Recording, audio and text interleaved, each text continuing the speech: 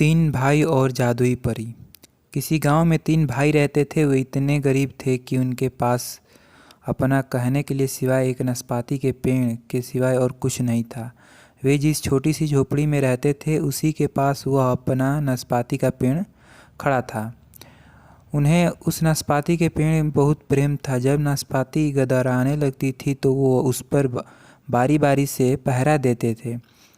एक न एक भाई देर समय नाशपाती के पेड़ के पास खड़ा डटा रहता था। जिस समय एक भाई पहरा देता होता था उस समय बाकी दो भाई खेतों में काम करने जाते थे, पर अधिक से अधिक काम करने पर भी वे किसी तरह अपना पेट पाल न पाते थे। यहाँ तक कि पहनने के लिए ढंग के कपड़े भी नहीं मिलते थे। एक दिन एक दयालु परी उस रास्ते से निकली। उसने देखा कि ये तीन लड़के कितने अच्छे हैं, फिर भी इनके पास खाने के लिए कोई भी अच्छी चीज़ नहीं है। ये बहुत गरीब है। इस पर परी के मन में दया आ गई और वह सोचने लगी कि किसी प्रकार के इन लड़कों को सहायता करनी चाहिए।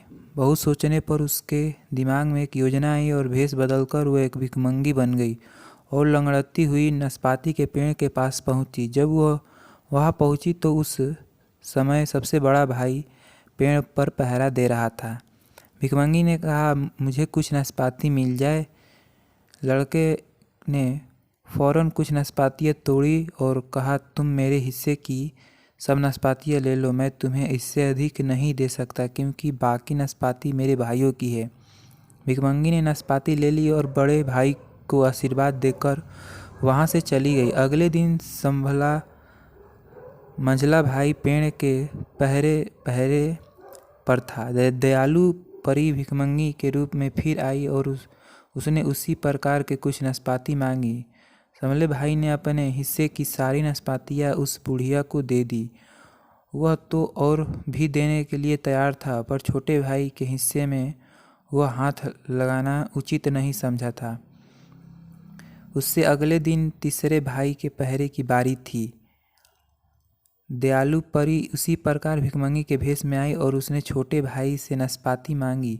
छोटे भाई ने बाकी सब नाशपातियाँ दे दी। इस प्रकार पेड़ में एक भी नाशपाती न रह गई। अगले दिन प्रातःकाल तीनों लड़के खेत पर जाने की तैयारी में व्यस्त थे कि इतने में वो दयालु परी अपने असली रूप में उनके जंगले पर उड़कर बैठ गई और बोली, लड़कों, मैंने तुम्हें तीनों की परीक्षा ली और मैंने यह देखा कि जहाँ तक दयालु होने की बात है तुम में से कोई किसी से कम नहीं है। तुम लोगों पर प्रश्न है। अब तुम लोग मेरे साथ आओ और मैं तुम्हें यह बताऊंगी कि किस प्रकार तुम अच्छा खाना और कपड़े पा सकते हो। तीनों भाई उसके पीछे गए। दयालु परी उन्हें एक जंगल में ले गई। उस जंगल में पेड़ इतने घने थे कि सूर्य की किरणें भी कभी कभी जमीन पर नहीं पहुंच पाती थी। परी उन्हें कभी पहाड़ पर चढ़ाती तो कभी घाटियों से ले जाती और अंत में वे एक बहुत बड़ी नदी के पास पहुंच गए जो पहाड़ से उछलती कूदती हुई मैदानों की ओर जा रही थी। जब सब लोग यहाँ आ गए तो परी खड़ी हो गई और उसने बोलना शुरू किया, पर नदी के स्रोत से इतनी आवाज़ आ रही थी कि उसकी एक भी बात किसी की सुनाई नहीं पड़ी और उसने हर एक के पास जाकर उसके कान के अपनी बात कही। बड़े लड़के से वह बोली, यहाँ पर तुम्हें जो तुम मांगोगे वह दूंगी, इसलिए कोई वर मांगो लो।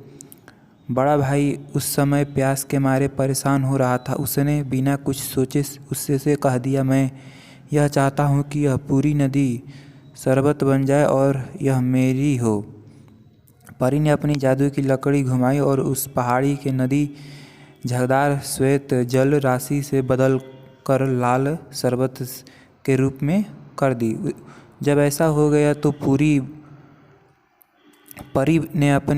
बोली, तुमने जो मांगा वह पूरा हो गया। जब इतनी बात याद रखने की तुम इसका अच्छा इस्तेमाल करना। बड़ा भाई वहीं रह गया। परी त्यों दोनों भाइयों की एक हरे भरे खेत के सामने ले गई। उस खेत के पास एक घास वाला मैदान था और उसमें सैकड़ों फेंकते थे और वो फसलें, बीज, औषध, कीड़े खोजने में व्यस्त थे। दयालु परी ने सामले भाई से कहा, अब तुम कोई वर मांग लो, पर सोच समझ कर मांगना। सुबले भाई ने थोड़ी देर तक सोच कर रहा। मैं यह चाहता हूँ कि मैं एक अच्छी किसान बन जाऊँ, इसलिए आप इन फसलों को भेंट बना दो और मैं उनका मालिक हो जाऊं। दयालु परी ने जादू की लकड़ी घुमाई और यह देखा गया कि वहाँ पर फाख्तों के बजाय भेड़ें चर रही है। परी बोली, वह देखो, वह सामने वाला खेत तुम्हारा है और ये भेड़ भी तुम्हारी है। यदि तुम चाहते हो तो अच्छे किसान बन सकते हो और तुम्हें किसी बात की कमी नहीं रहेगी। अपना भविष्य बनाना या बिगाड़ना यह तुम्हारे ही हाथ में है। इसके बाद परी सबसे छोटे भाई को लेकर पहाड़ों के बीच चली। जब वह एक पहाड़ के नीचे पहुंच गई तो उसने छोटे भाई से पूछा, तुम्हारे मन में क्या इच्छा है?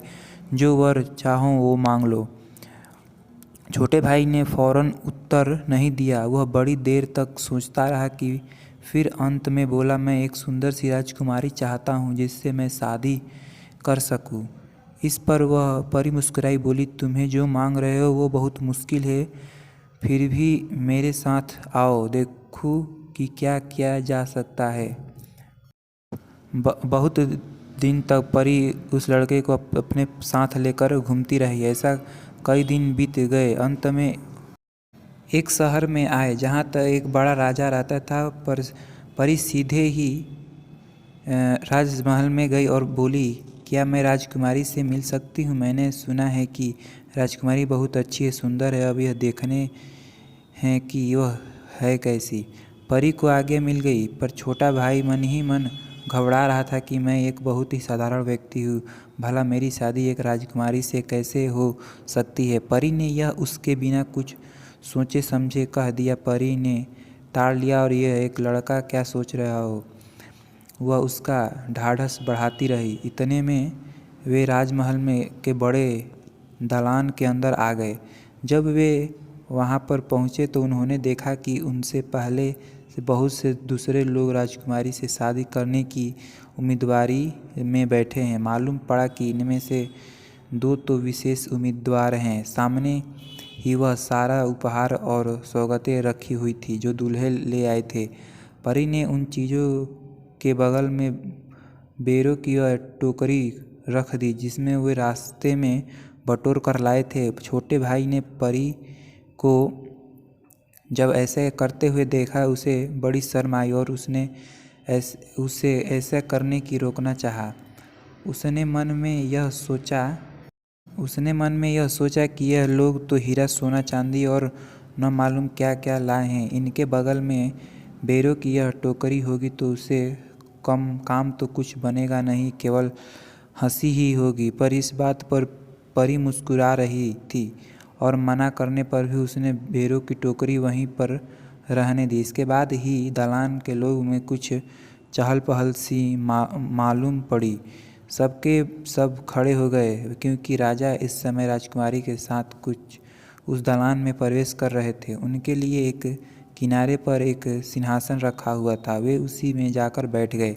जब वे बैठ गए तो तीनों उम्मीदवार सिर नीचा करके खड़े हो गए। राजकुमारी ने जल्द ही इस बात को तड़ा दी कि यद्यपि छोटा भाई फटे कपड़ों में था, फिर भी यह देखने में दूसरे उम्मीदवारों से अधिक सुंदर मालूम होता था और वह स्वभाव से भी अच्छा जान पड़ता था। दो उम्मीदवारों में से एक अधेड़ और मोटा था और दूसरा लंबा और दुबला था। राजकुमारी को वो दोनों पसंद नहीं आए। उसने अपने पिता से कहा कि उस फटे कपड़े वाले नौजवान से शादी करना पसंद करेंगी, पर राजा की यह इच्छा नहीं थी कि राजकुमारी बाकी उम्मीदवारों में से किसी से शादी करे क्योंकि वे बहुत धनी थे। पर राजा के साथ ही साथ अपनी लड़की का बहुत ख्याल था, इसलिए वह उसे दुखी नहीं करना चाहते थे। राजा ने सोचा, भला यह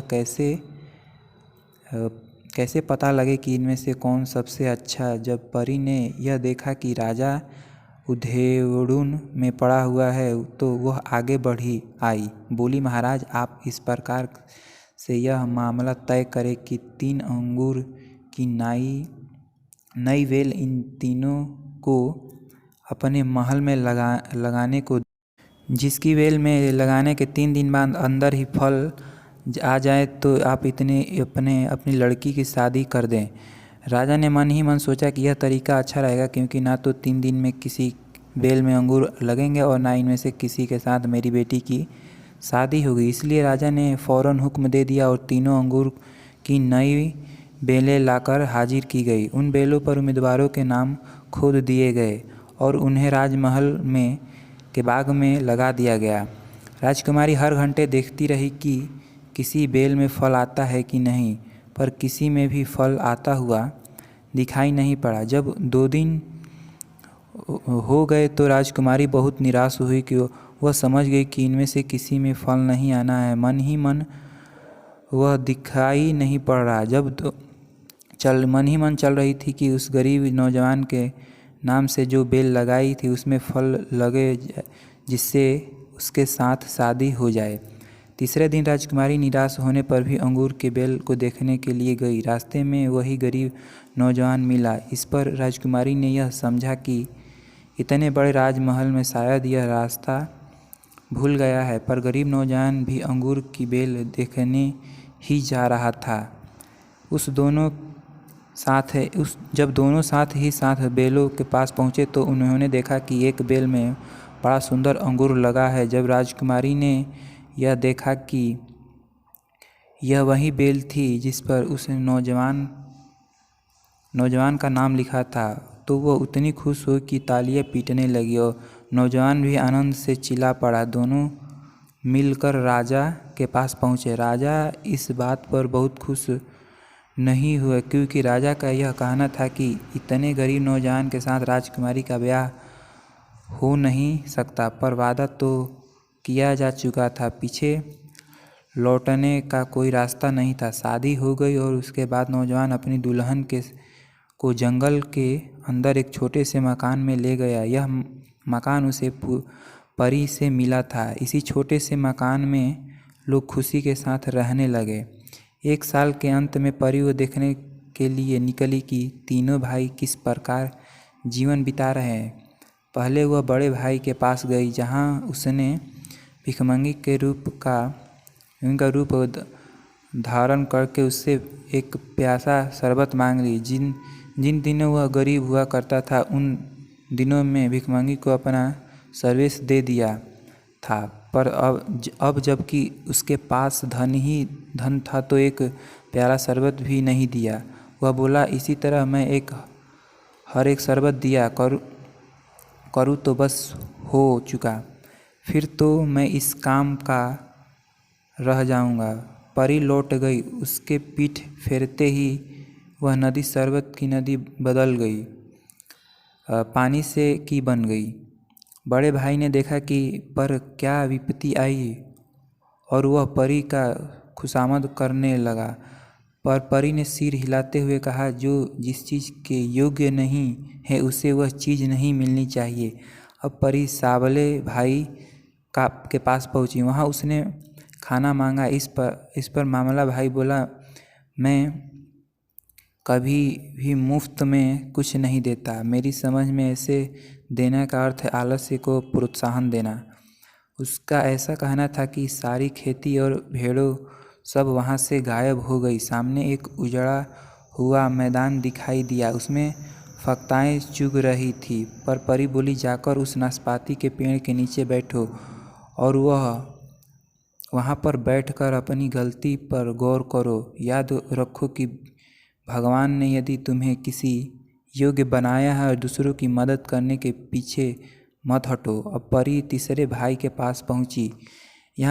जिस समय वह उसके यहाँ पहुँची उस समय छोटा भाई अपनी दुल्हन के साथ खाना खा रहा था। भिखमंगी को सामने देखते ही उसे अपने पहले दिन याद आ गए और बिना कुछ कहे उसने कहा, जाओ भीतर आओ और तुम्हारे साथ खाना खाओ।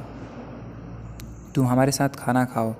लेकिन परी ने जो दृष्टि दौड़ाई तो देखा कि वहाँ रोटियाँ ख़त्म हो चुकी थी। पर राजकुमारी बोली, मैं अभी और रोटी पका कर लाती हूँ, आप तब तक बैठकर सुस्तावें। जो कुछ रूखा सूखा घर में है जल्द ही तैयार करके लाती। राजकुमारी रोटी बनाने में जुट गई। थोड़ी देर में ही रोटियां तैयार हो गई। परी को भरपेट खाना खिलाया गया और इसके बाद वह जाने लगी तो राजकुमारी ने बड़े प्रेम से कहा, माता जी, आज रात को आप इधर ही ठहर जाएं। इस पर परी ने अपनी जादू की लकड़ी घुमाई और चारों तरफ बड़े जोर शोर से गरजने पड़ने लगी और डर कर छोटी भाई तथा राजकुमारी ने आंखें बंद कर ली और वह जमीन पर लेट गए। जब शोर बंद हुआ और उन्होंने आंखें खोली तो देखा कि वो छोटा मकान उड़ गया और उसी जगह पर एक बड़ा भारी राजमहल खड़ा है। और यह राजमहल इतना बड़ा था कि राजकुमारी के पिता के पास भी इतना बड़ा राजमहल नहीं था। अब मैं उसी चैन सुख में रहने लगा और वर्षों में लोगों की भलाई करते हैं। थैंक यू दोस्तों, मेरे चैनल को सब्सक्राइब करना ना भूलिएगा।